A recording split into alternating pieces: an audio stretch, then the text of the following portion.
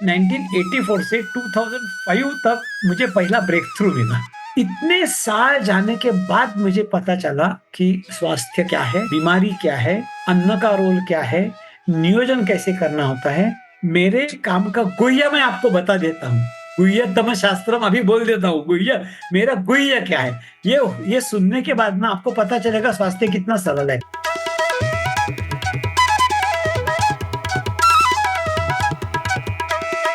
नमस्ते। आज से हम न्यूट्रिशन का पॉडकास्ट शुरू कर रहे हैं। इस विषय में मेरा भी काफ़ी रुचि रहा तो मेरा माधव जोशी जी से इंटरेक्शन रहा है न्यूट्रिशन के बारे में। मैंने पाया उनका जो सोच है बहुत यूनिक है। उनका केमिस्ट्री का बैकग्राउंड है, योगा, नेचुरोपैथी, न्यूट्रिशन के उनके पास सर्टिफिकेट है, रेकी के वो ग्रैंड मास्टर रहे हैं और पिछले 40 सालों से वो इसी विषय पे काम कर रहे हैं। न्यूट्रिशन का एक सुंदर डायमेंशन क्रिएट कर रहे हैं। इस पॉडकास्ट को ज़रूर पूरा देखिए, आपको अच्छा लगे तो बाकी लोगों को भी बताइए। आपका स्वागत है। धन्यवाद। बड़ा अच्छा अवसर मिला मुझे और उसके लिए मैं आपका आभारी हूँ कि जो मेरी बात है, मेरा अनुभव जो है, जो मेरे क्लाइंट्स का अनुभव है, मेरे मित्रों का अनुभव है, फैमिली मेंबर्स का अनुभव है, क्योंकि मेरा सारा रास्ता अनुभव से गुजरता है। इन्फॉर्मेशन जिसको हम कहते हैं या ज्ञान कहते हैं, वो तो भरा पड़ा है संसार में ही, लेकिन जब तक वो अपने अनुभव में नहीं उतरता है, तब तक हम स्वास्थ्य का अनुभव नहीं कर सकते, क्योंकि स्वास्थ्य कोई इन्फॉर्मेशन नहीं है। जी। स्वास्थ्य एक जीता जागता अनुभव है। और जब आपका ज्ञान, जो इन्फॉर्मेशन हम मानते हैं, पढ़ते हैं, मैंने भी बहुत सारे कोर्सेज किए हैं जहां इन्फॉर्मेशन पर बिल्कुल जोर दिया गया है और उसी के आधार पर मैं पास फेल जो भी हुआ हूँ, तो इन्फॉर्मेशन के आधार पर हुआ हूँ। अनुभव के आधार पर मुझे किसने कोई परखा भी नहीं है और ऐसे परखने की कोई व्यवस्था भी मैंने देखी नहीं है। मेरा ये मानना है जो अनुभव में आ जाए वो ज्ञान और जो सिर्फ तो वर्ड्स में रहे वो जानकारी है हो जाना और जानकारी का यूज़ तो ज़्यादा होता नहीं है। कि इनफैक्ट मैं तो कहूँगा, अगर जैसे अन्न हम खाते हैं, अगर ज़्यादा खाते हो तो अपचन हो जाता है। तो जैसे जितना ज़्यादा इन्फॉर्मेशन हम इकट्ठा करेंगे ना, तो उससे अपचन ही होता है इन्फॉर्मेशन का। वो पचता नहीं है और हमें उसका कोई लाभ नहीं मिलता। तो इन्फॉर्मेशन चाहिए, ज़रूर चाहिए। आदमी को पानी चाहिए, बिल्कुल चाहिए। लेकिन अगर बाढ़ आ जाती है, तो वो डूब के मर जाता है वो पानी में, तो काहे का जीवन?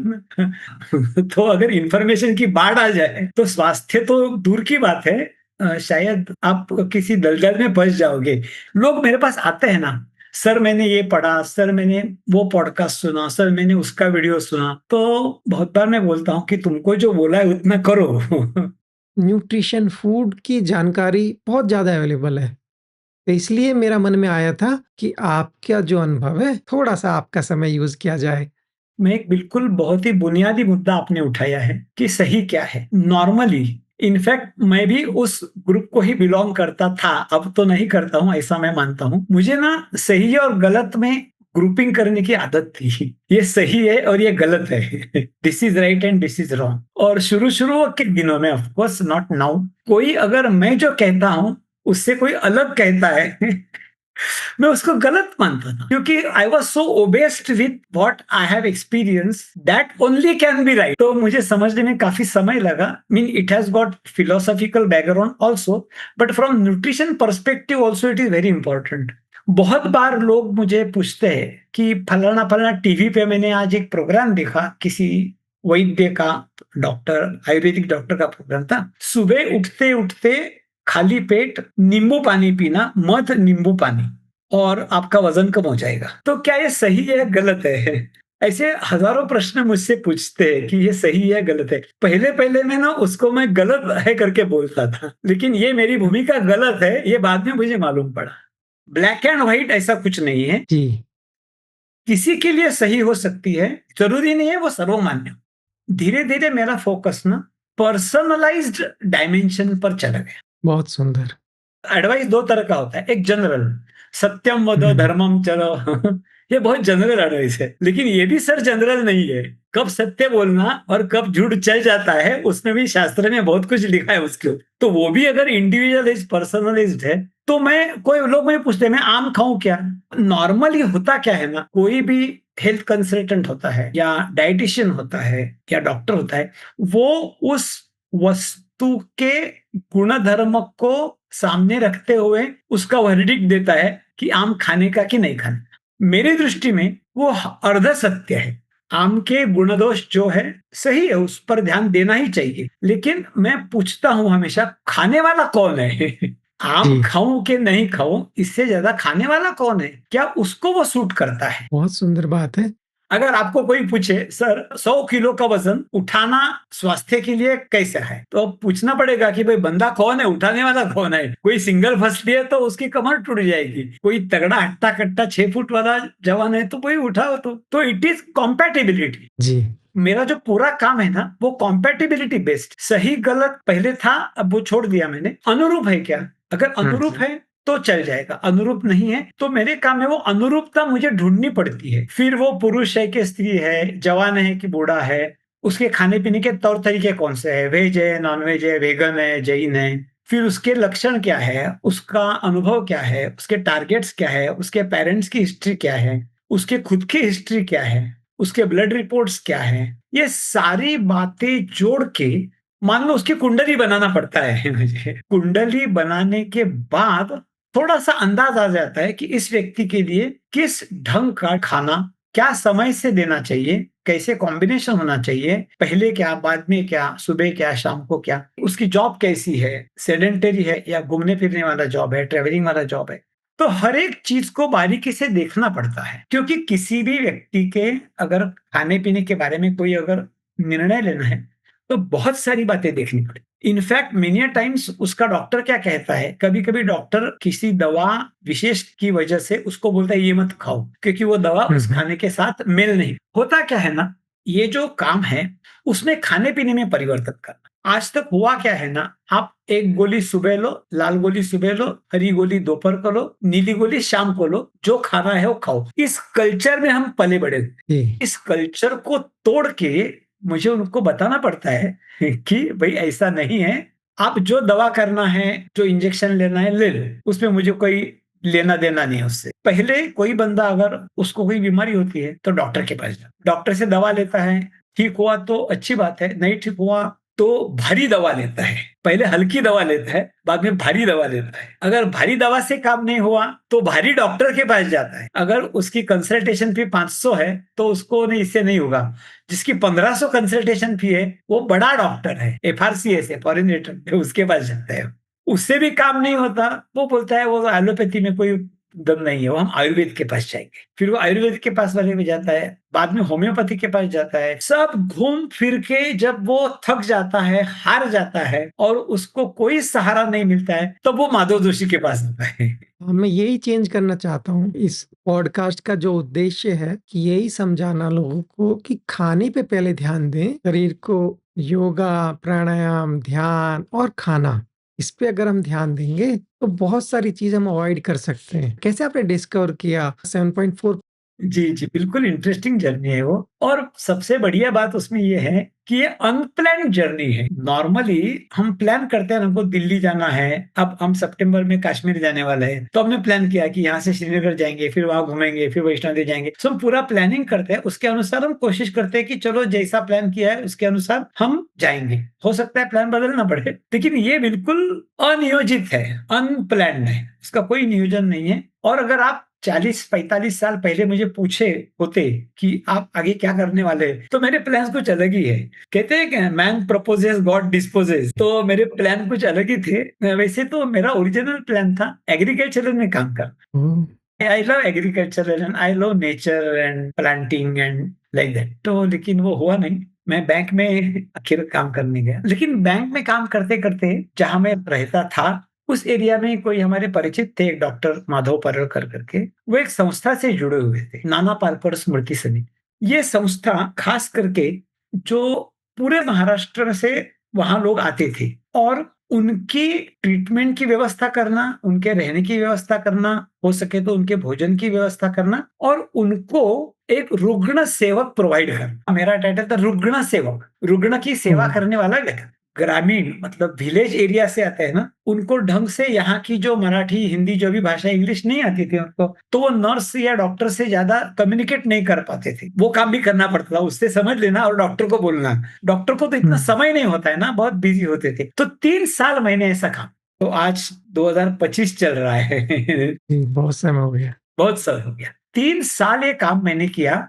ऑफिस खत्म होता था 6 बजे, और 6 बजे से लेकर 7 बजे तक मैं ये काम करता। 3 साल काम करने के बाद उन पेशेंट्स की जो परेशानियां देखी ना मैंने, तो मैं हिल गया पूरा। पूरा हिल गया। मतलब फाइनेंशियल स्ट्रेन, साइकोलॉजिकल स्ट्रेन। एक बंदा बेड पर पड़ा रहेगा और 10 बंदे उसके लिए दौड़ते रहेंगे। 50 साल पहले, 40 साल पहले दौड़ने के लिए लोग थे। आज जिंदगी इतनी बदल गई है, अगर आज मुझे कुछ हो गया तो दौड़ने के लिए लोग भी नहीं है कोई आसपास। जी, मुझे यहाँ पे याद आता है, गुरुदेव बोलते हैं, अगर वैराग्य उत्पन्न करना है तो हॉस्पिटल में जाके थोड़ा सेवा करो। बिल्कुल, बिल्कुल। वो आपको अंदर से हिलाता है, सोचने पर मजबूर करता है।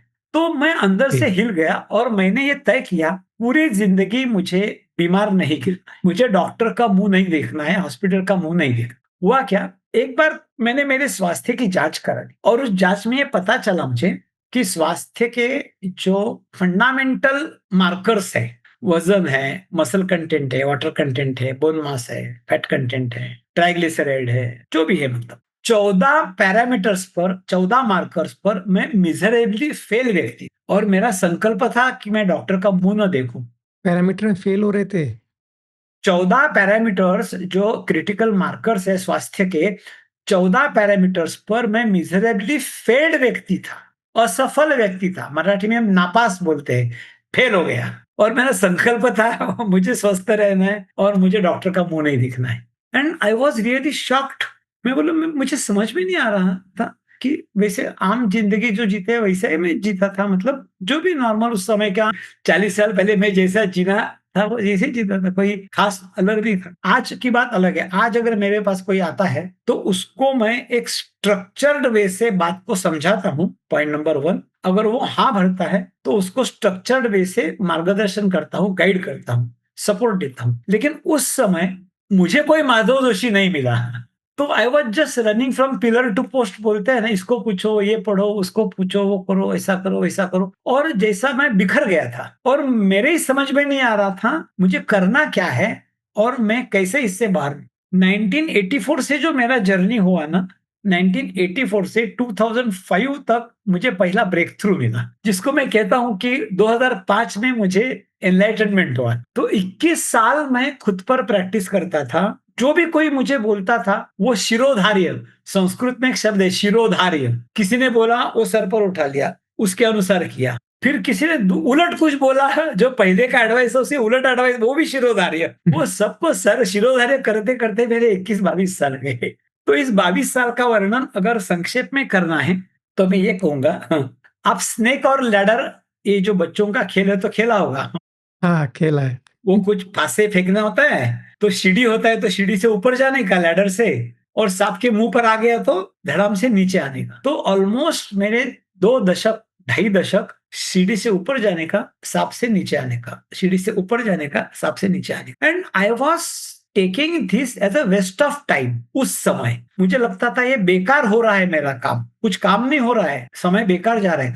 लेकिन आज जाके जब मैं पीछे देखता हूं ना, तो सबसे ज्यादा लर्निंग मेरा उसी के दौरान हुआ। तब इतना एक्सपेरिमेंट आप कर रहे थे, आप साइंटिस्ट बन चुके। साइंटिस्ट बन चुका। वो कहते हैं ना, आई थिंक वो बल्ब की एक कहानी बोलते हैं ना, उसके 9 से 99 बार बल्ब जला और 1000वें बार जल रहा। तो पहले तो उसने बोला कि 999 बार मुझे समझ में आया बल्ब क्यों नहीं जलता है। 1000वें बार पर जब जला, जो जिसने बल्ब की खोज की ना, सो पहले 999 बार मैं I learned how not to lead the bulb. तो स्वास्थ्य कैसे नहीं मिल सकता है। For example I tell you, अभी तो मैं देखो, मैं ज्यादा पतला तो नहीं हूं लेकिन ज्यादा मोटा भी नहीं हूं, ठीक है, ठीक ठीक हूं। उस समय मेरा वजन 86 केजी था, और वजन कम करने के लिए क्या क्या न सहे हमने तुम आपके खातिर, क्या नहीं सहा मैंने। ये बहुत लोगों की कहानी है। हाँ, किसी ने बोला तुम क्लाइंबिंग करो। मलबार हिल करके एरिया है, मलबार हिल एक हिल है बॉम्बे में, हैंगिंग गार्डन बोलते हैं। तो उस समय वजन कम करने के लिए मैं 20-20 बार एट अ टाइम चढ़ता उतरता था Malabari, up and down, up and down. घुटने खराब हो गए। फिर कोई बोला फलाना करो, कोई बोला ढमका करो, कुछ ना कुछ तो करता रहा। इतने साल जाने के बाद मुझे पता चला कि स्वास्थ्य क्या है, बीमारी क्या है, अन्न का रोल क्या है, नियोजन कैसे करना होता है, पर्सनलाइज़्ड फूड प्लान कैसे होता है, पैरामीटर्स कैसे चेक करने होते हैं, और मुझे पता चला क्या करने से सफलता नहीं मिलने वाली है। देखो, दोनों चीज़ समझना ज़रूरी है। हुँ, क्या हुँ। करके सफलता मिलेगी ये भी समझना चाहिए, और किस रास्ते से, अंग्रेजी में बोलते हैं डेड एंड, कि आगे कहीं वो गली जाती नहीं, गली खत्म होती है वो। ऐसे खत्म होने वाले कौन-सी गली है, वो वहाँ तक जाके जो आएगा ना, वही आपको बता सकेगा कि आगे मत जाओ, वहाँ कुछ आगे फॉरवर्डेशन नहीं है। तो बहुत सारी गलियाँ जाके, जाके, जाके मैं वापस आएला आदमी हूँ। तो मैं पहुँचेला आदमी नहीं हूँ। लोग कहते हैं ना, हिंदी में बोलते हैं पहुँचेला है। पहुँचेला है मतलब जो मुकाम पर, डेस्टिनेशन पर पहुँच गया। मैं तो यात्री हूँ, मैं पहुँचेला नहीं हूँ। लेकिन मैं वापस आएला आदमी हूँ, आई वुड से। बहुत जगह जाके मैं वापस आया हूँ। हम सब यात्री ही हैं। जितना ज्ञान होता है, उतना ही लगता है, अरे! कितना और ऐसा ज्ञान होगा। मेरे काम का गुह्य मैं आपको बता देता हूँ। गुह्यतम शास्त्रम अभी बोल देता हूँ। गुह्य, मेरा गुह्य क्या है? ये सुनने के बाद ना आपको पता चलेगा स्वास्थ्य कितना सरल है। आप गलती मत करो, ये फंडामेंटल नियम है स्वास्थ्य। क्या सही करो, ये पार्ट बी है। First do no harm. अपने बॉडी की जो सिस्टम है ना, उस सिस्टम के बाहर आप नहीं जाओगे तो प्राइमरीली आप बीमार नहीं पड़ोगे, प्राइमरीली नहीं। स्वस्थ रहने की कुंजी ये है मेरी। तो कोई भी बंदा मेरे पास आता है ना, तो उसको सही सलाह क्या है, करेक्ट एडवाइस क्या है, वो मैं नहीं ज्यादा सोचता। पहले पहले वो गलत क्या कर रहा है वो देखता, वो गलत जो कर रहा है वो रोको उसको। And I tell you sir, मैंने इस पर जो किताब लिखी है, expressway to health and vitality, वो मराठी में, हिंदी में, गुजराती में, कन्नड़ में है, इंग्लिश में है। तो ये जो बुक है आपकी, ऑनलाइन अवेलेबल होती है? लोग ले सकते हैं इसको? Offline, offline. मैं ही बेसिकली ऑफलाइन बंदा हूँ। ज्यादा टेक्नो सेवी नहीं हूँ, लेकिन अभी मेरे को जो टीम मिली है वो काफी अच्छे सारे टेक्नो सेवी है सब लोग। तो हो सकता है shortly we can do that. लोग कहीं पे ना उसको खरीद पाएँ। नहीं, लेकिन मैं कुरियर से भेजता हूँ। अच्छा, वो हो जाता है। तो आपको अगर वेबसाइट पे जाके ऑर्डर करेंगे नहीं, मेरा फ़ोन नंबर है, ईमेल है, वेबसाइट पर है, तो मुझे कम्युनिकेट करें कि मुझे बुक चाहिए, तो मैं उनको देता हूँ। ज़रूर, ज़रूर।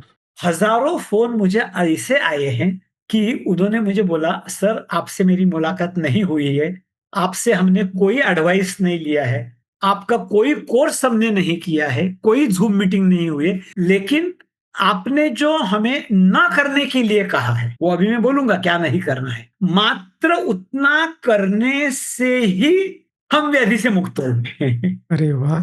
सी the beauty of our body, body wants to heal.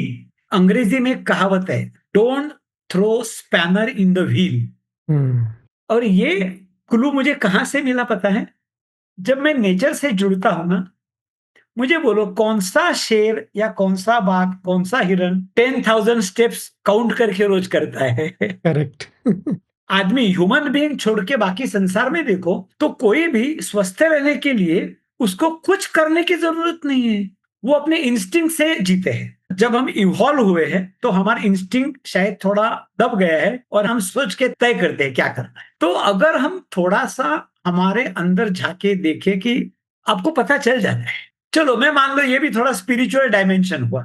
अगर किसी को वो नहीं है, कहते हैं लिसन टू योर बॉडी। आप करेक्ट। आप भी कोर्सेस लेते हैं, आप भी बहुत काम करते हैं, तो लिसन टू योर बॉडी है क्या आम चीज है क्या? हाँ, ये बहुत इम्पोर्टेंट है। मेरा बचपन का एक एग्ज़ाम्पल मैं देता हूँ। मैं शायद 6-7 साल का रहूँगा, तो मैंने कुछ एक फ्राइड चीज़ खाई, वॉमिट हो गया मुझे खाते ही।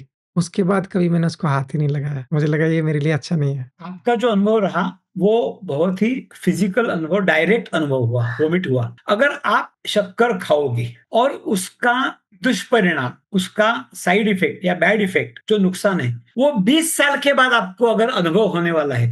करेक्ट, यही हुआ जब मेरी आपसे बात हुई थी 2-3 साल पहले, जब मैं अपना इंसुलिन लेवल चेक किया तो देखा वो आगे बढ़ रहा है। फिर शुगर बोलते थे सब लोग, पर अंदर आता ही नहीं था कि ये तो नॉर्मल है। तब तक मुझे भी ज्ञान नहीं था कि ब्लड के अंदर सिर्फ 5 ग्राम शुगर मेंटेन रहती है। और अगर जरूर पड़ती है तो ग्लाइकोजन में से आ जाती है। हाँ, वही बॉडी तो सिर्फ 5 ग्राम शुगर ही हैंडल करती है ना, उससे ज़्यादा होने से दिक्कत हो जाती है। जाते। दिक्कत हो जाती है। जी, ये बात मुझे भी नहीं पता था, सुना मैंने भी था, लेकिन वो अंदर रजिस्टर नहीं हो रहा था, ज्ञान में नहीं था वो, सिर्फ़ जानकारी में था। देखो, मैं उस बीमारी का शिकार होने वाला था। मेरी मदर डायबिटिक थी। जी, 15 साल मैं मेरी माँ को डायबिटोलॉजिस्ट के पास लेके जाता। हर 3 महीने, 4 महीने उनकी जो अपॉइंटमेंट होती है, ब्लड रिपोर्ट करना, फिर ब्लड थोड़ा ऊपर-नीचे हो जाता है शुगर, वो सुबह का गोली शाम, शाम को गोली सुबह, 60 पावर का 30 करो, 30 का 60 करो, 60 का 65 करो। बस ऐसा खेल चलता रहा 15 साल। ये घर-घर की कहानी है।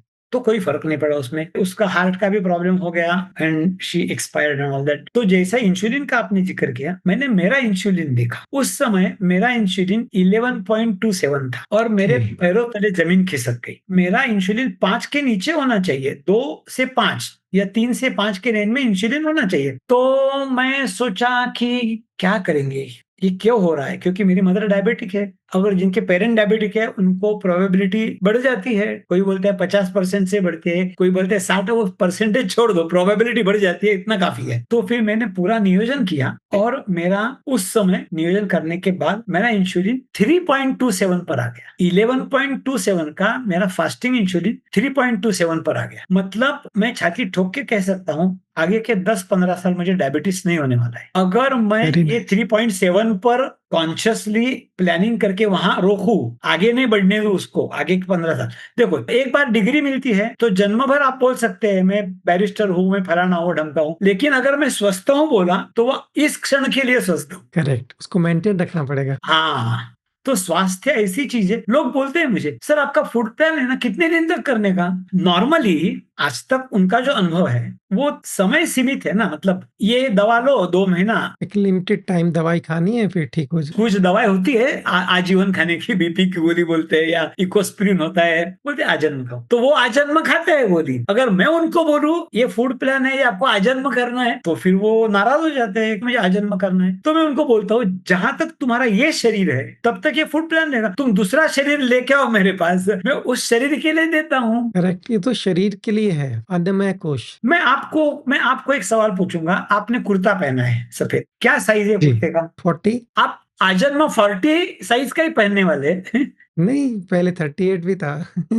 तो तुम्हारा जो आज का साइज है उसके अनुसार तुम्हारा तय होगा ना। 38 का भी हुँ, कुर्ता आज मिलता है, 42 का भी कुर्ता मिलता है, लेकिन आप 40 का क्यों यूज करते हैं? क्योंकि आपको अनुरूप है। जी, तो ये जब मेरे लिए अनुरूप क्या है, ये जब मैंने ढूंढ लिया तो मेरा 11 से 3 तक आ गया, तो मैं हुँ। सुरक्षित जोन में आ गया। पर यूजुअली रेंज बोलते हैं 30 तक बोलते हैं ना, तो ये आइडिया आपको कब आया 5 के आस-पास ही होना चाहिए? मैं उस व्यक्ति को गड्ढे में गिरने के पहले ही जगाना चाहता हूँ। मैं पहली बार जब इंसुलिन करने के लिए गया, लड़की बैठी थी वहां पैथोलॉजी में काउंटर पर, किसने बोला तुमको ये करने को? मैं बोला किसी ने नहीं बोला, मैंने खुद तय किया है। आज तक मैंने किसी का नहीं किया है। कैन यू बिलीव, जो रनिंग पैथोलॉजी लैब है, उस लैब में 15 साल से जो बंदी बैठी है वो बोल रही है मुझे, सर आज तक मैंने किसी का फास्टिंग इंसुलिन नहीं किया है। इतना मैं शॉक हो गया।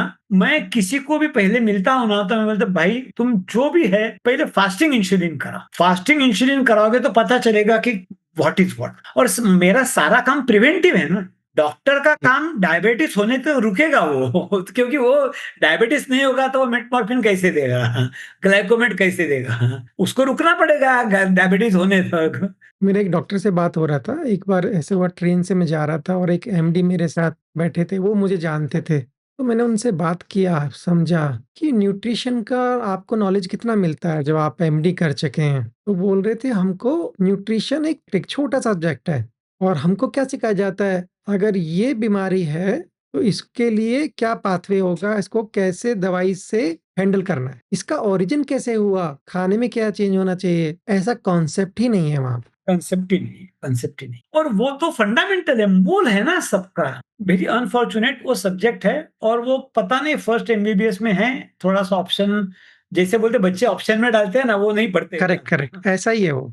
वैसा ही होता है, थोड़ा-सा मामूली होता है लेकिन वो ज़्यादा नहीं होता। तो आपने बताया था 14 सब्जेक्ट में आप फेल हुए, तो फिर बाद में क्या हुआ? मुझे देख के आपको क्या लगता है कि ये पास विद्यार्थी है, नापास विद्यार्थी है? आप तो डिस्टिंक्शन वाले लगते हो। बिल्कुल सही कहा। जो मैंने कहा ट्राइग्लिसराइड था, कोलेस्टेरॉल था, हेयर फॉल था, घुटने का दर्द था, कमर का दर्द था, वज़न था, एसिडिटी थी। एक-एक पैरामीटर अगर हम बदलने जाएँगे ना, तो एक तो वो बदल नहीं सकेंगे सिंगुलरली और थक जाओ। हज़ारों ख्वाहिशें ऐसी कि हर ख्वाहिश पे दम निकले, तो ऐसी 11, 12, 14 ख्वाहिशें थी मेरी, हज़ारों थी नहीं, लेकिन एक-एक ख्वाहिश दम निकलने लगी। फिर मैंने सोचा ऐसा काम करना है कि बस एक कुंजी घुमानी है और सब अपने से खुल जाएगा एंड दैट डिड हैपन। लेकिन ये समझने में मेरे 28 साल गए और आज मैं कह सकता हूं 1984 में जो 14 सब्जेक्ट में फेल बंदा था, 14 के 14 सब्जेक्ट में वो 2005 मतलब आज से 20 साल पहले 14 के 14 सब्जेक्ट में डिस्टिंक्शन से पास हुआ विद्यार्थी हूं।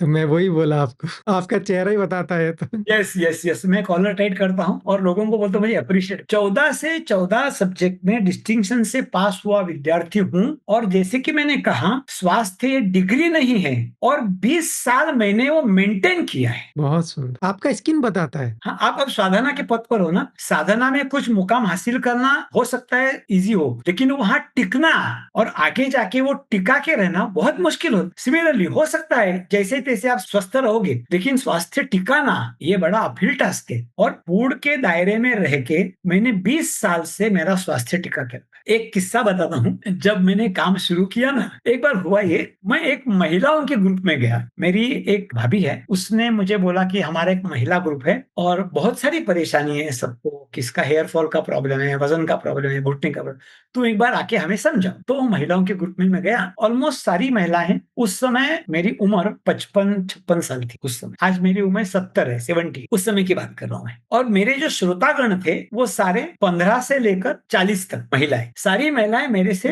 कम उम्र की। उससे सबसे सीनियर मैं था। जैसे थर्मामीटर रहता है ना, थर्मामीटर, थर्मामीटर क्या करता है, आप मुंह में या बगल में रखते हो और फिर शरीर का टेम्परेचर नापता है, 98 डिग्री से 100 डिग्री से जो भी है। वैसे स्किनोमीटर करके एक ट्यूब जैसा रहता है, मेरी कलीग ने मुझे दिया था स्किनोमीटर। वो स्किनोमीटर गाल को लगाने, वहां उसके ऊपर वो एक विंडो रहता है और अंदर एक इलेक्ट्रॉनिक रीडिंग जैसा चल, तो मेरे गाल पर लगाया ऐसा, उस पर कोई रीडिंग आ गया कि स्किन की क्वालिटी क्या है। और उसके बाद में वो मीटर 30-40 महिलाओं के गाल को लगाया। हम भी है, तुम भी है, दोनों है, आमने सामने हो जाए। देखा देखी का मामला है, सुना सुनी का मामला नहीं है, अनुभव की बात। छाती ठोक के मैं कह सकता, बुक में नहीं पढ़ा है ये मेरा अनुभव का है। तो 41 लोग थे, 40 महिला, एक पुरुष। 20 साल की उम्र की लड़की से 40 साल की उम्र की औरत तक की जितके गाल थे ना, उन सारे गालों से मेरा गाल का जो रीडिंग था ना, वो सबसे अच्छा था। Wow, amazing. आई थिंक ये सुन के तो सब महिलाओं को आपकी फिलॉसफी फॉलो ही करनी पड़ेगी।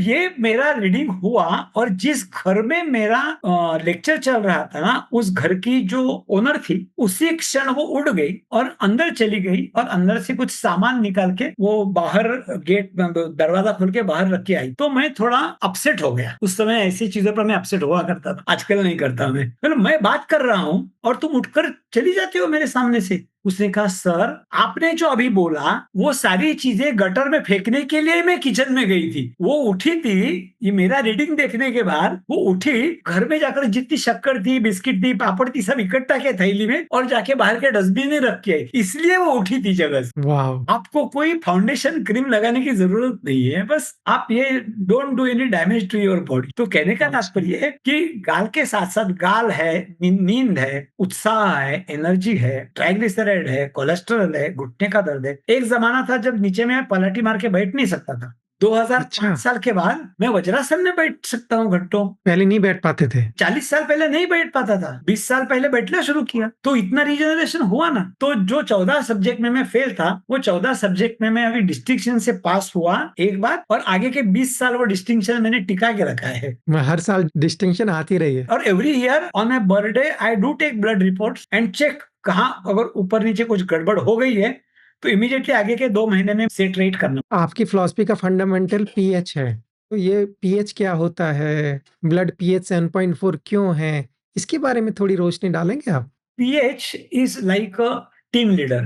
PH is not the only culprit, जिसको हम नेता कहते हैं ना। नेता कल्प्रिट होता ही है, उसके जो बगल बच्चे होते हैं वो भी कल्प्रिट होते हैं, लेकिन ये नेता कल्प्रिट है पहला। फिर बाद में फ्री रेडिकल आता है, केमिकल्स, मैन-मेड केमिकल्स आते हैं, हैज़ार्डस प्रिजर्वेटिव्स आते हैं, वो बाकी बाद में बात करेंगे। पहले हम पीएच की बात, ये पीएच क्या भला है? बेसिकली मैं केमिस्ट्री का विद्यार्थी हूँ, तो मैं ज़िंदगी को भी केमिस्ट्री की दृष्टि से देखता हूँ। जो फिलॉसफी का विद्यार्थी है, वो फिलॉसफी की दृष्टि से देखेगा। तो मैं हर बात में केमिस्ट्री ढूँढता हूँ। जो मुन्ना भाई का लोचा बोलते हैं ना, केमिकल हुँ, लोचा। So I was looking for chemical लोचा, कि हर चीज़ को मैं केमिस्ट्री के परिप्रेक्ष्य से समझने की कोशिश करता हूँ। तो हुआ क्या, स्वास्थ्य क्या है?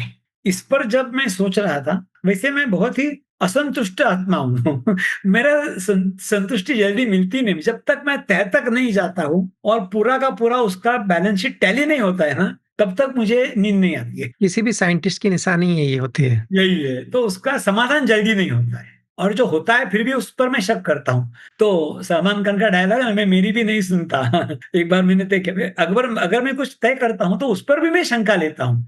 ये नहीं कि आपने कुछ कहा और मैंने डाउट लिया, मैं कुछ कहूँ उसको भी मैं फिर से परखता हूँ, सही है या नहीं है। आखिर स्वास्थ्य है क्या? बारीकी से विषय को समझने के बाद मैंने अपनी एक व्याख्या बनाई है। शायद ये ऐसी व्याख्या किसी ने और ने बनाई हो। मैं ही पहला व्यक्ति हूँ ऐसा मुझे लगता है। हो सकता है मैं 100वाँ व्यक्ति हूँ, 100, लेकिन व्याख्या में बोलूँ तो आप भी देख लो, कहीं गूगल करके देखो, ऐसी व्याख्या किसी ने बनाई है। Complete chemical reaction is health, incomplete chemical reaction is disease. बहुत सुंदर। स्वास्थ्य की व्याख्या क्या है? रासायनिक प्रक्रिया जो पूर्ण होती है, ऑफ कोर्स शरीर के रासायनिक प्रक्रिया की बात कर रहा हूँ, फर्नेस के रासायनिक प्रक्रिया की बात नहीं चल रही है, ये बायोलॉजी चल रही है हमारी।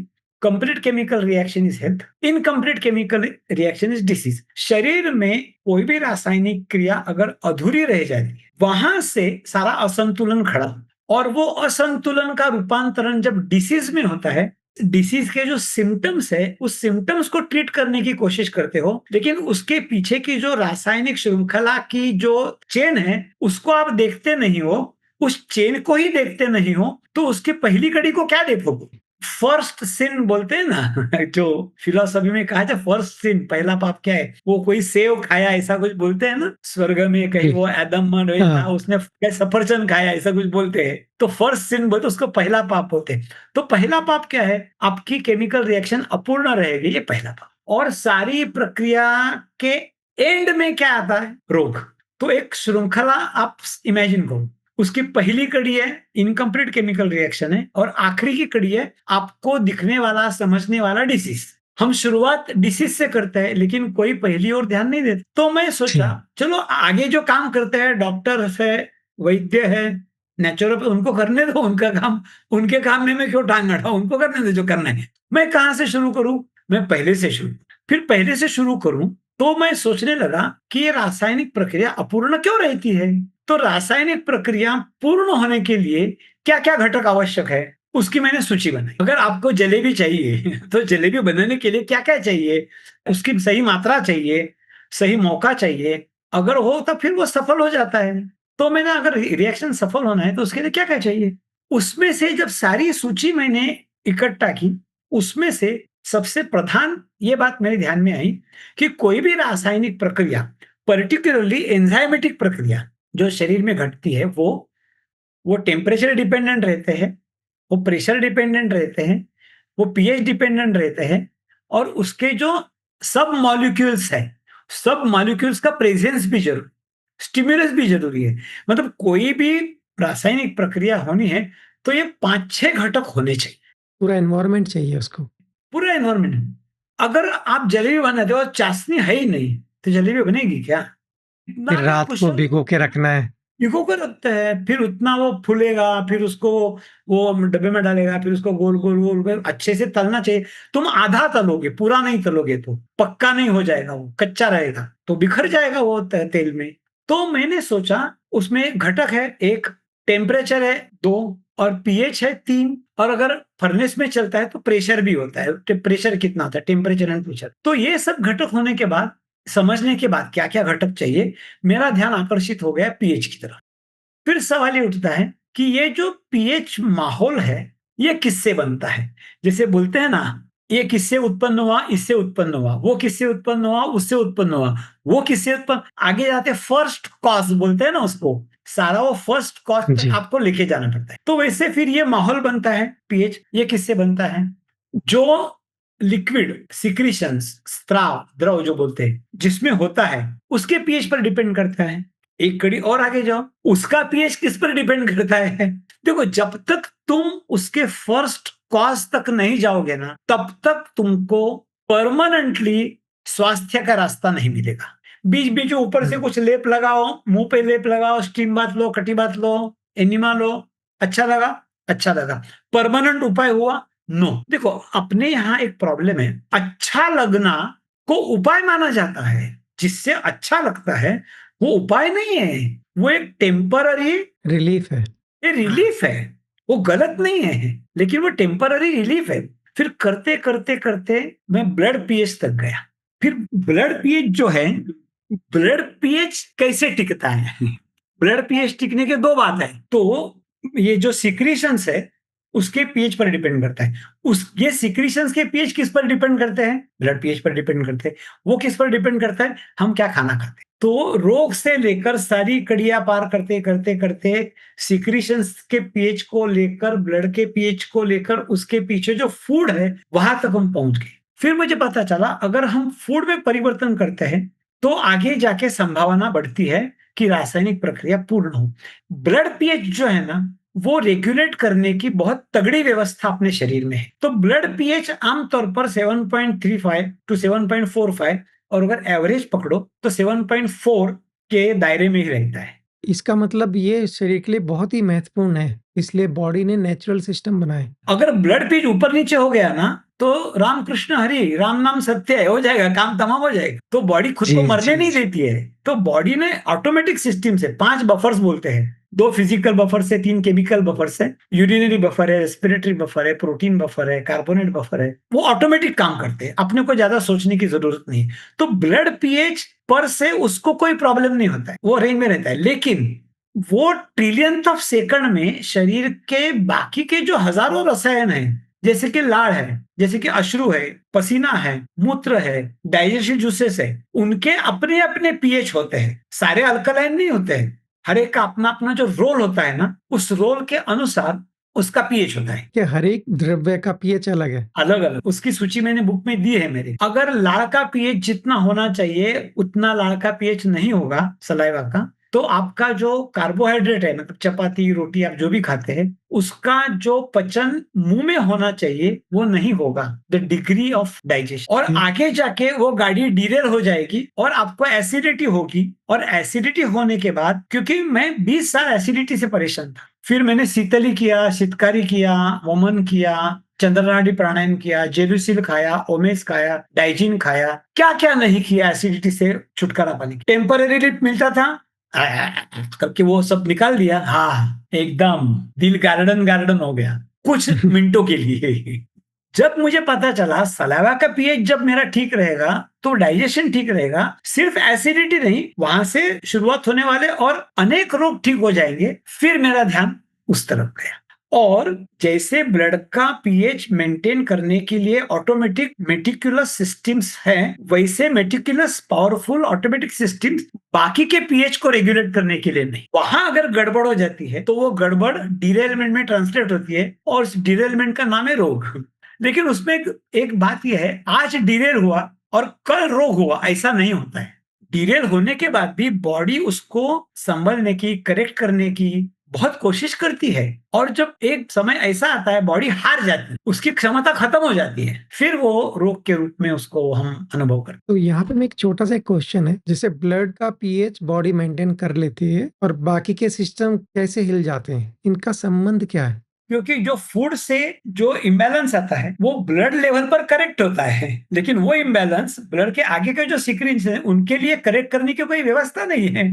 तो जो भी हम फूड खाएंगे उससे ब्लड का पीएच इफेक्ट आएगा?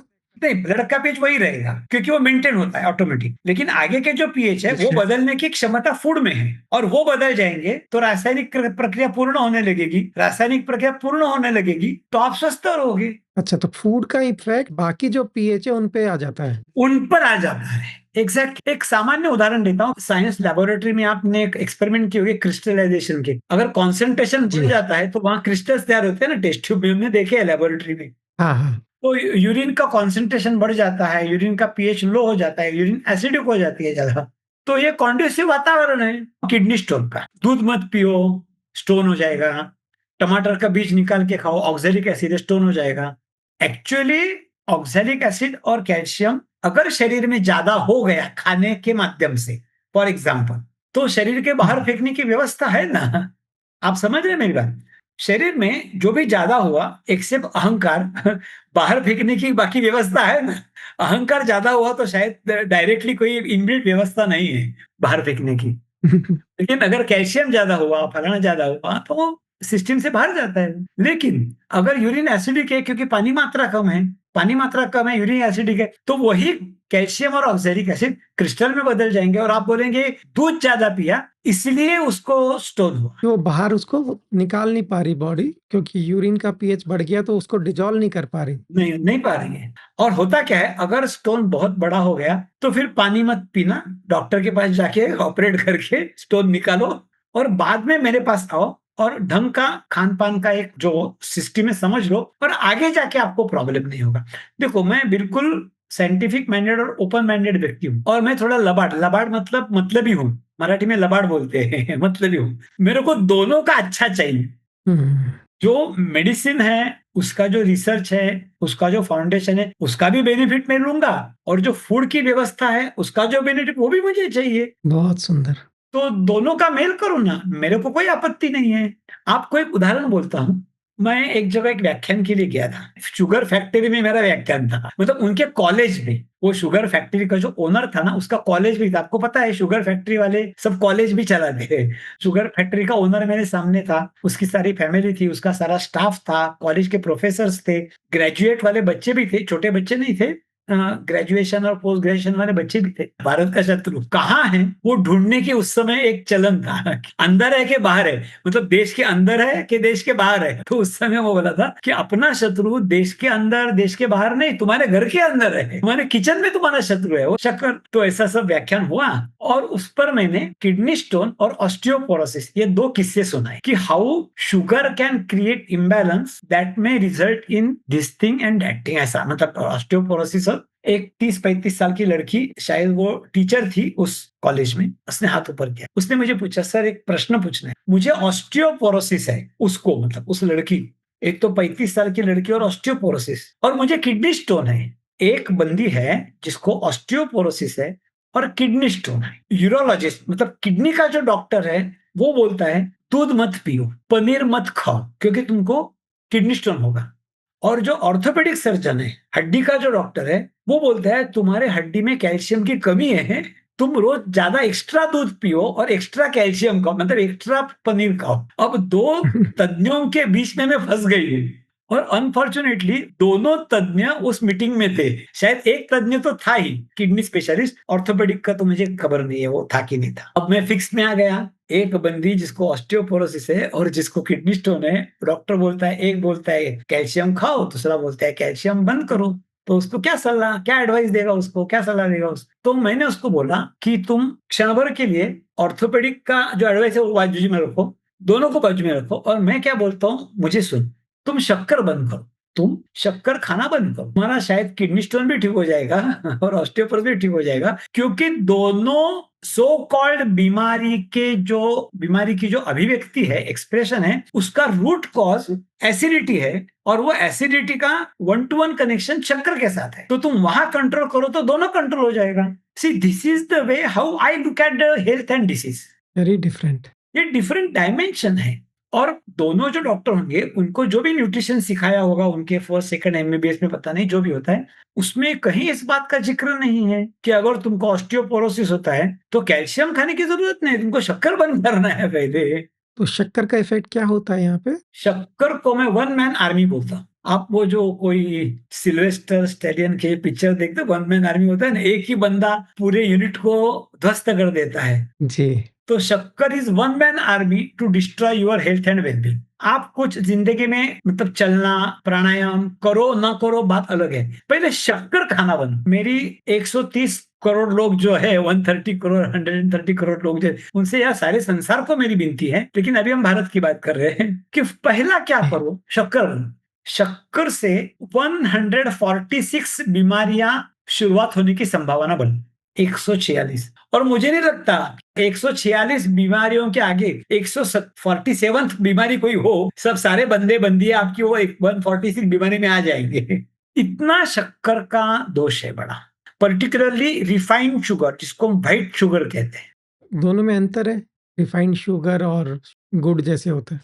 हम कहते हैं ना लेसर डेविल लेसर डेविल। जो रिफाइंड शुगर है वो तो नंबर 1 डेविल है, और जो ब्राउन शुगर या गुड़ है वो भी अगर मात्रा में खाओ तो ठीक है, लेकिन उससे भी हानि हुई।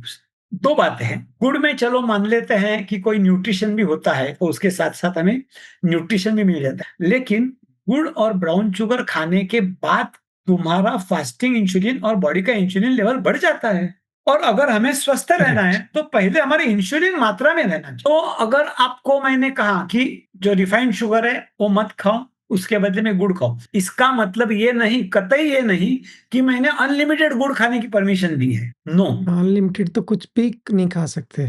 अति सर्वत्र वर्जित ना, कोई भी अति करो तो, जो गलत बात है वो थोड़ा करो तो भी मान्य नहीं है, जो सही है वो थोड़ी मात्रा में ठीक है, वो अति करो तो भी गलत ही है। तो जी। शक्कर से होता क्या है, शक्कर से दो बातें होती है। एक, उसका पचन करने के लिए शरीर पर बर्डन आता है, कुछ मिनरल्स लगते हैं, लेकिन वो मिनरल्स गुड़ का पचन करने के लिए भी लगते हैं, लेकिन गुड़ के साथ वो मिनरल्स शरीर में आते भी हैं। अदरवाइज होता क्या है ना, वो लड़की का क्या होता होगा, चाय शक्कर, चाय शक्कर, चाय शक्कर खाते खाते हड्डी में से कैल्शियम कम होता है, तो एक तरफा उसका कैल्शियम कम हुआ, और शक्कर से एसिडिटी बढ़ती है और मूत्र एसिडिक हो गई। यहाँ पे एसिडिटी हुई और उसको बैलेंस करने के लिए बैलेंस करने के लिए कैल्शियम अल्कलाइन है ना, हाँ, तो अल्कलाइन वहाँ से निकाला है। उसको अल्कलाइन रिजर्व्स बोलते हैं। कैल्शियम और मैग्नीशियम को अल्कलाइन रिजर्व्स बोलते हैं। वो रिजर्व्स खर्चा हो जाते हैं हमारे, एक दिन खर्चा हुआ कोई आपत्ति नहीं है, 2 दिन खर्चा हुआ कोई आपत्ति नहीं है, लेकिन अगर 20 साल खर्चा हुआ तो आपत्ति। उसको पता ही नहीं है कि शक्कर अगर रोज 1 चाय, 2 चाय, 3 चाय पीती है, उसकी वजह से धीरे धीरे कण कण ही सही उसका कैल्शियम कम होते जा रहा है, तो हड्डी उसकी कमजोर हो गई, और वही शक्कर एसिडिटी भी बढ़ाती है। मूत्र एसिडिक हो गया तो हड्डी कम हो गई, कमजोर हो गई, मूत्र एसिडिक हो गया, तो वहां स्टोन हुआ, वहां ऑस्टियोपोरोसिस हुआ। तो कारण कौन है, वो शक्कर कारण है उसका बेसिकली। तो यूरिन वो अंदर ही रहेगा फिर?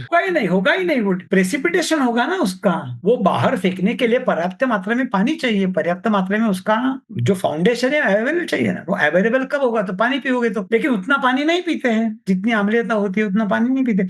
तो अपने सिस्टम में पानी पीने की भी एक विधि मैंने दी है, जैसे केशवाय नमः, नारायण नमः, माधवाय नमः, गोविंदाय नमः करते हैं ना हम संध्या के समय, 24 नाम लेते हैं ना भगवान के, कृष्ण के, विष्णु के, जी। 24 बार पानी पीते हैं ना, तो वैसे दिन में 15 बार पानी पीने की व्यवस्था हमने दी है। मान लो ये नया धर्म है, नई पद्धति है, नया पंथ है, जो भी समझो। हर घंटे में 150 ml पानी पीना, जो सेडेंटरी लाइफस्टाइल, बैठी जीवन शैली बोलते हैं, जो बैठ के काम करता है, घूमता फिरता नहीं है, श्रम नहीं करता है, दौड़ भाग नहीं करता, 150 ml पानी पियो। जहां तक जितना भी पाप आपसे होता है वो धुल जाता है।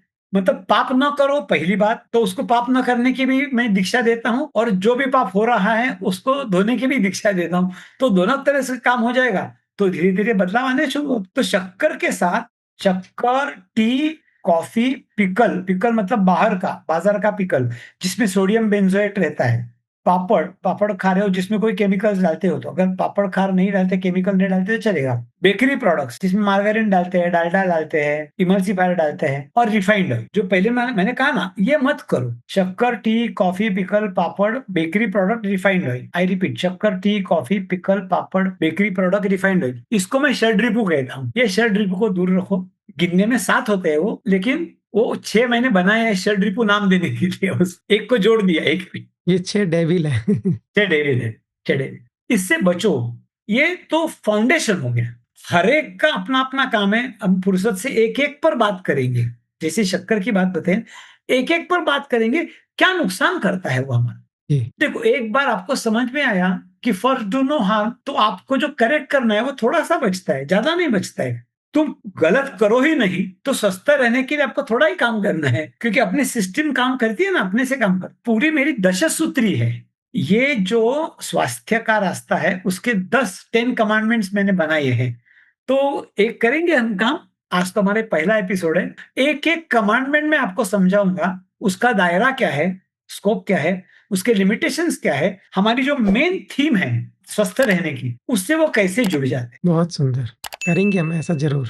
तो आपका इह और पर, इह मतलब ये और पर मतलब वो, दोनों कल्याण हो जाएगा। अभी आपने बोला पर bakery, coffee, pickles, refined oils इनको अवॉइड करना है और खाने में क्या लेना है जनरली इसी तरह से? ये बहुत जटिल सवाल आपने पूछा है। उसका जवाब नहीं दे सकता मैं, सिर्फ़ एक इशारा कर सकता हूँ। हाँ, इशारा ही चाहिए। समझने वालों को इशारा काफ़ी है। इसलिए नहीं कर सकता क्योंकि मेरा काम पर्सनलाइज़्ड फूड प्लान है। मुझे बंदा बताओ इसको क्या खाना है, फिर मैं बताऊँगा उसको क्या खाना नहीं, मैं सिर्फ़ इशारा जैसे ये इशारा हुआ ना रिफाइंड शुगर बेकरी, तो ऐसे ही खाने में है। टी के बदले उकाड़ा, कषाय पी सकते हो आप। उकाड़ा समझते हैं? महाराष्ट्र में उसको उकाड़ा बोलते हैं। साउथ में उसको कषाय बोलते हैं। कषाय हाँ, तो ये देसी पद्धति से हम चाय को रिप्लेसमेंट दे सकते हैं और कॉफी के लिए रिप्लेसमेंट है चिकोरी रूट पाउडर मिलता है बाजार में, अमेज़न पर मिलता है। हाँ, हाँ। वो पियो तो शक्कर के लिए पर्याय हुआ, टी और कॉफी के लिए। पिकल के लिए जिसको हम इंस्टेंट अचार बोलते हैं। आजकल तो सारे घरों में फ्रीज है, तो आप गाजर का अचार बनाओ, मूली का अचार बनाओ, तेंदुले का अचार बनाओ, लहसुन का अचार बनाओ, जो भी सब्जी है, करेला उसका अचार बनाओ, वो अचार बनाओ। 8-10 दिन के लिए रहेगा वो, उसमें कोई प्रिजर्वेटिव डालने की ज़रूरत नहीं है, फ्रिज में रखो 15 दिन चलेगा। वो अचार खा सकते हो, तो गुड़ खा सकते हो, कषाय, उकाड़ा, कहवा पी सकते हो। घर में अचार बनाओ, वो खा सकते हो। अगर तुम बेकिंग सोडा न डालो, तो जिसको महाराष्ट्र में कुरडई बोलते हैं, मतलब ऐसा वो एक चावल के पेस्ट का वो गोल-गोल जैसा एक सफेद रहता है, उसको कुरडई बोलते हैं महाराष्ट्र में।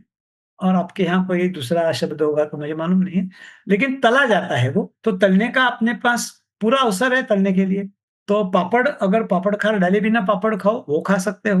अब रही बेकरी प्रोडक्ट की बात, मेरे सारे बंदे-बंदियाँ आजकल अपने घर में उन्होंने वो नेशनल का वो ब्रेड मेकर लाया है। अच्छा। तो जैसे हम घर में फ्रिज लाते हैं, टीवी लाते हैं, एसी बिठाते हैं, 10, 20, 50 हज़ार जाता है उसमें, उसमें भी 8-10 हज़ार इन्वेस्ट करो। और ब्रेड खाने की मनसा है, तो एक एल्यूमीनियम फ्री बेकिंग सोडा मिलता है और अनप्रोसेस्ड मैदा मिलता है। मैदे का विरोध नहीं करता हूँ मैं। और मेरे कुछ बंदे हैं, वो बिस्किट्स बनाते हैं, आप चाहो कुरियर से भेज दूँगा मैं। घी में बनाए हुए, गुड़ से बनाए हुए, जिसको रागी बिस्किट्स बोलते हैं, वो खा सकते हैं। और रही बात तेल की, तलना है तो फ्राई पाउडर डाल के तलो, तलना है तो कोकोनट ऑयल में तलो। जो पर्टिकुलरली साउथ इंडियन है उनको तो कोई प्रॉब्लम नहीं, लेकिन जो नॉर्थ इंडिया में रहते हैं उनको कोकोनट ऑयल का स्मेल थोड़ा-सा सूट नहीं करता है। हाँ, कई लोग को नहीं करता। ना मूँगफली का तेल लो, उसमें फ्राई पाउडर डालो और तलो। उसका जो डैमेज है वो मिनिमम होगा, ना के बराबर होगा। 1 लीटर तेल में 1 ग्राम पाउडर डालो और तलो, फिर उससे जो नुकसान होना होता है अदरवाइज़, वो नहीं होगा। रिफाइंड तेल के बदले फ़िल्टर्ड ऑयल यूज़ करो। अगर बजट है तो कोल्ड प्रेस्ड ऑयल यूज़ करो। मैं दोनों यूज़ करता हूँ। जो कच्चा तेल खाना है उसके लिए मैं कोल्ड प्रेस्ड यूज़ करता हूँ और जब तलने की बारी आती है, तो मैं फ़िल्टर तेल यूज़ करता हूँ। फ़िल्टर तेल थोड़ा गर्म होता है लेकिन उसमें कोई केमिकल्स नहीं डाले जाते हैं। तो ये 6 जो मैंने ना कहा है, उस 6 के लिए अगर 6 अच्छे तगड़े स्वास्थ्यपूर्ण और स्वादिष्ट विकल्प देता हूँ, तो मुझे नहीं लगता है कोई उसमें आपत्ति होनी चाहिए। नहीं, बहुत सुंदर बात है ये तो। आप केमिकल से दूर रखना चाहते हैं शरीर को। Human body is not designed to handle man made chemicals. जी। तो उसको मत दो, सिंपल सी बात है। इससे कुछ लोगों का एक कंप्लेंट आता है, सर आपके सिस्टम से जुड़ जाने के बाद हमारा बजट थोड़ा बढ़ गया। क्योंकि रिफाइंड ऑयल मान लो ₹200 लीटर है, मान लो, पता नहीं मुझे कितना रुपए लीटर है। तो मैं जो रिकमेंड करता हूँ वो 400 साढ़े ₹400 लीटर होता है। मेरे ख्याल से समझ नहीं है, इस यही मेरा आइडिया था इस पॉडकास्ट के ज़रिए, इस समझ को थोड़ा बढ़ाने के लिए। एक बार स्वास्थ्य को देखने का अंदाज बदल गया ना, देखो मेरे को कितने लोग बोलते हैं ऐसा, इनिशियली हमारा बजट बढ़ा, लेकिन end of the year doctor का बिल इतना कम हुआ है कि वो अब हम फायदे में हैं, घाटे में नहीं है, नफे में है अभी हम। बिल्कुल, हेल्थ नहीं है तो कुछ भी नहीं कर सकते आप। कुछ नहीं कर सकते हम। वो प्रायोरिटी देना लोगों को आए। दिशा बदलनी चाहिए, सोचने की दिशा बदलनी चाहिए। इसलिए मेरा जी, 9 वीडियोस का एक ऑनलाइन कोर्स है। कोई भी बंदा अगर इससे जुड़ना चाहता है ना, पहले मैं वो कोर्स कराता हूँ, ताकि सारी बात बारीकी से उसके समझ में आए। जी। जिसको हम अंग्रेजी में इन्फॉर्म्ड डिसीजन ऐसा कहते हैं। इट शुड बी इन्फॉर्म, बात को समझो। मैं बोलता हूँ जितना तुमको प्रश्न पूछना है मुझे पूछो, वो कोर्स के बाहर मैं प्रश्न उत्तर नहीं कर, जिसको प्रश्न उत्तर करना है कोर्स करो, जितना मेरा अनुभव है वहां तक मैं आपको लेके जाऊंगा और आपका समाधान हो कि ठीक है भाई हमें ये करके देखना है। जिंदगी भर करने के लिए नहीं बोल रहा हूँ मैं, 90 दिन करने के लिए बोल रहा हूँ। 3 महीना करो, आपको परिणाम दिखेगा, अपने से परिणाम दिखेगा। तो ये दिशा अगर हम तय करें, क्योंकि इतना बड़ा सब्जेक्ट है और इतनी बारीकी से हम उसकी जांच कर सकते हैं, अनुभव पर परख सकते हैं, और एक बार क्लैरिटी हुई, कन्विक्शन हुआ, कोऑपरेशन हुआ, तो कल्चर बनने में कितनी देर लगी। मेरे पहले बुक में 4 शब्द मैंने लिखे हैं। मेरा काम का पड़ाव कैसे है, पहले क्लैरिटी, फिर कन्विक्शन, फिर कोऑपरेशन, फिर कल्चर। और एक बार कल्चर बन जाएगा ना, तो फिर स्वास्थ्य के लिए ज्यादा कुछ करने की जरूरत। हम्म, ये सब एक दूसरे से जुड़े ही हैं। गुरुदेव भी ऐसा बोलते हैं, जिसके प्रति ज्ञान नहीं होगा, प्रेम या भक्ति भी नहीं हो सकती। आप जिस चीज को जानते ही नहीं, उसे भक्ति या प्रेम कैसे करोगे? सही बात है। सिर्फ क्लैरिटी से काम नहीं चलता है, कन्विक्शन भी चाहिए, करना ही है। हाँ, वही भक्ति है। मेरे लिस्ट में है, करना है, बस देखेंगे समय मिलेगा तो करेंगे। गालिब का शेर कहते हैं, वो गालिब का नहीं है, लेकिन गालिब के नाम पर वो बोल देते हैं, उम्र भर गालिब मैं ये गलती करता रहा, धूल चेहरे पर थी, मैं आईना साफ करता रहा। बहुत सुंदर। और मैं आईना साफ करता रहा, कभी स्वस्थ नहीं रहोगे तुम। तो मैं रेखा की लैंग्वेज में कहूं, अगर हम हमारा आज का सेशन कंक्लूड करना है, तो दी चीज क्या है आप मेरी जान लीजिए, बस एक बार मेरा कहा मान लीजिए। बहुत सुंदर। रास्ते से जुड़ना है तो एक बार मेरा कहा मान लो, मुश्किल नहीं है कुछ भी अगर ठान लीजिए, कहे तो आसमां से चांद तारे ले आओ, मुश्किल नहीं है कुछ भी अगर ठान लीजिए, बस एक बार मेरा कहा मान लीजिए। यहाँ पे मैं भी थोड़ा शेयर करना चाहूँगा आपसे। मैं भी ब्लड रिपोर्ट लेता हूँ 2012 से, और मैं डॉक्टर को दिखा देता था जो भी मुझे तो उसमें जो भी कुछ ऊपर-नीचे होता था, मुझे समझ में नहीं आता था इसको ठीक कैसे करूँ? तो 5-6 साल से थोड़ा ट्राइग्लिसराइड, कोलेस्टेरॉल या इंसुलिन लेवल तो मुझे पता ही नहीं था, चेक करना होता है। तो ये समझ में नहीं आए थे कैसे इनको ठीक करूँ? 150 टू 200 मेरा ट्राइग्लिसराइड आ गया था। फिर मेरा आपसे मुलाकात हुआ और आपकी एडवाइस मैंने ली, तो अभी मेरा ट्राइग्लिसराइड 60 के करीब रहता है, 60 टू 70। वंडरफुल, वंडरफुल, मेरा इंसुलिन 9 प्लस हो गया, वो अराउंड 4 टू 5 है अभी। वंडरफुल, क्या बात। और जो मुझे पहले पता ही नहीं चलता था इसको हैंडल कैसे करूँ, अभी मैंने कुछ नहीं किया है। सिर्फ़ जो फूड की आपकी स्ट्रैटेजी है उसको इम्प्लीमेंट किया और मुझे लगता है बहुत आसान है। खाना पहले से आसान हो गया। हाँ, सिंपल हो गया। सिंपल है वो खाना जो आप बताते हैं।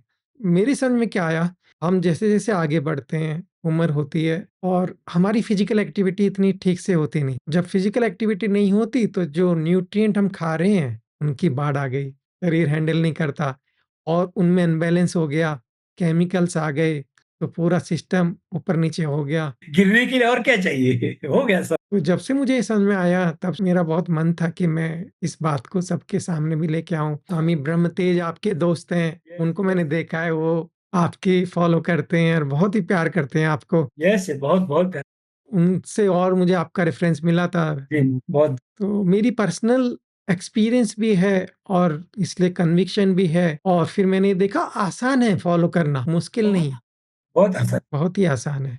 तो मैं इस आइडिया से आगे बढ़ रहा हूँ कि इसको हर कोई आसानी से इम्प्लीमेंट कर सकता नहीं, बीमार गिरना मुश्किल है। एग्ज़ैक्टली, ये सब कर सकते हैं और आसान है, सरल है।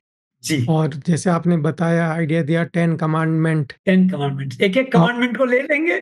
जी, जी, हम करते जाएँगे। बहुत ही सुंदर, जो बेसिक चीज़ आप हैंडल कर रहे हैं, वो बहुत ही महत्वपूर्ण है। जी, जी। और अन्न से जुड़ी हुई है, अन्न से जुड़ी, रस भी है, षड्रस भी चाहिए ना, कटु, अम्ल, तीक्ष्ण, लवण कहते हैं ना, वो सब रस है उसमें, सेलिब्रेशन है उसमें। ये कोई मुँह लटका के जैसे-तैसे खाने की व्यवस्था नहीं है, बहुत कलरफुल है। तो बहुत ही सुंदर लगा। ये बिगिनिंग है हमारी। मेरा आइडिया, ध्येय यही है कि लोगों के अंदर सजगता आ जाए, अपने शरीर के प्रति खुद ज़िम्मेवारी ले लें, और एक बार ज़िम्मेवारी ली हमने अपने स्वास्थ्य की। वो हो जाएगा, फिर हो जाएगा। और अभी मेरे पास नया सिस्टम नहीं था, आज आपके लिए बना बनाया सिस्टम है। मुझे जो ढूँढना पड़ा, करेक्ट। वो आपको अवेलेबल है। एक बटन प्रेस करो, आपको सब अवेलेबल है। अब क्या चाहिए और व्हाट मोर यू वांट? वरम ब्रूहि बोलते हैं ना, और क्या चाहिए तुमको? एक बटन दबाओ और सारी सिस्टम आपके लिए अवेलेबल है। बस सेंड फंड 4 चाहिए, आपका एक फ़ोन नंबर चाहिए। चाहिए बस मेरा फ़ोन घुमाओ and I am there. Very nice. तो आपने तो expressway to health and vitality create कर दिया है, बस उस पे हमें चलना है। चलना। Thank you. बहुत मज़ा आया। Thank you. Bye bye. Good day. मुझे तो बहुत मज़ा आया। मुझे ज़रूर विश्वास है जैसे मैंने कुछ सीखा आपने भी ज़रूर कुछ सीखा होगा। आप इनके साथ जुड़े रहिए, देखते रहिए, सीखते रहिए, मस्त रहिए। मिलते रहेंगे। नमस्ते।